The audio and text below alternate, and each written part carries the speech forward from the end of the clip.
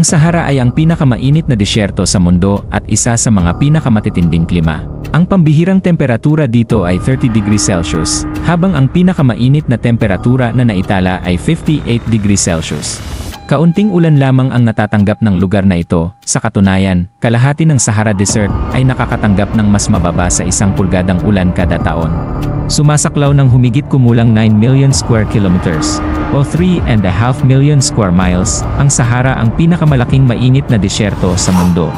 Ito ay matatagpuan sa Hilagang Aprika at sumasaklaw sa bahagi ng Algeria, Chad, Egypt, Libya, Mali, Mauritania, Morocco, Niger, Western Sahara, Sudan, at Tunisia. Ang Sahara ay hindi lamang isang disyerto, ito ay isang saksi sa pag-usbong ng sibilisasyon ng tao.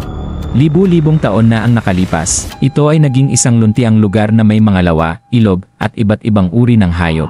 Ayon sa mga ebidensyang nakuha mula sa mga guhit sa kuweba, fossil, at artifact, ang mga sinaunang tao ay nanirahan at namuhay sa Sahara bago ito unti-unting naging disyerto mga 5,000 taon na ang nakalilipas. Ang mga guhit sa bato sa mga lugar tulad ng Tasilin Ager sa Algeria at Tadrat Akakus sa Libya ay nagpapakita ng mga tanawin ng wildlife, ritual ng tao, at pang-araw-araw na buhay, nagbibigay liwanag sa buhay ng mga sinaunang tao.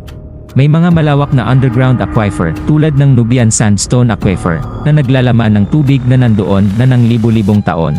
Ang mga reserbang tubig na ito ay mahalagang yaman para sa mga komunidad sa disyerto. Sa tulong ng satellite imagery, natuklasan ang mga sinaunang sistema ng ilog sa ilalim ng disyerto na nagpapahiwatig na ito ay minsang naging basang lugar.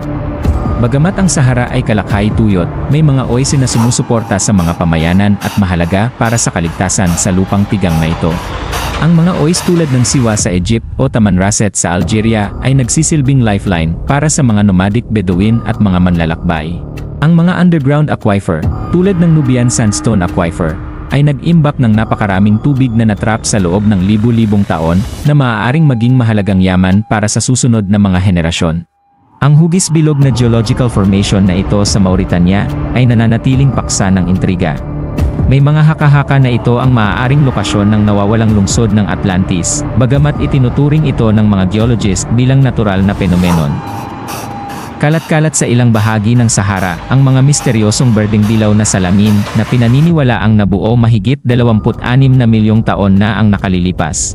Ang ilan ay nag-aakalang ito ay dulot ng pagbangga ng meteorite, habang ang iba naman ay may mas kakaibang teorya tungkol dito. Ang mga megalithic na estruktura tulad ng Nabta Playa Stone Circle sa timog ng Egypt ay mas nauna pa sa Stonehenge at nagpapakita ng ebidensya ng sopistikadong kaalaman sa astronomiya. Ang layunin at paraan ng kanilang pagkakagawa ay nananatiling misteryo. Ang Zerzura, ang nawawalang oase, ay isang maalamat na lungsod na sinasabing puno ng kayamanan at binabantayan ng itim na higante at mabangis na mga ibon. Maraming eksplorador ang naghanap nito, ngunit nananatili itong mailap na nagiging sanhi ng iba't ibang haka-haka at pakikipagsapalaran. May ilang buhangin sa Sahara na gumagawa ng mababang tunog na kahawig ng awit o chant. Bagamat ipinaliliwanag ng agham na ito ay dulot ng paggalaw ng mga butil ng buhangin, naniniwala ang ilang lokal na ito ay paraan ng disyerto para magbigay babala o mensahe mula sa mga espiritu.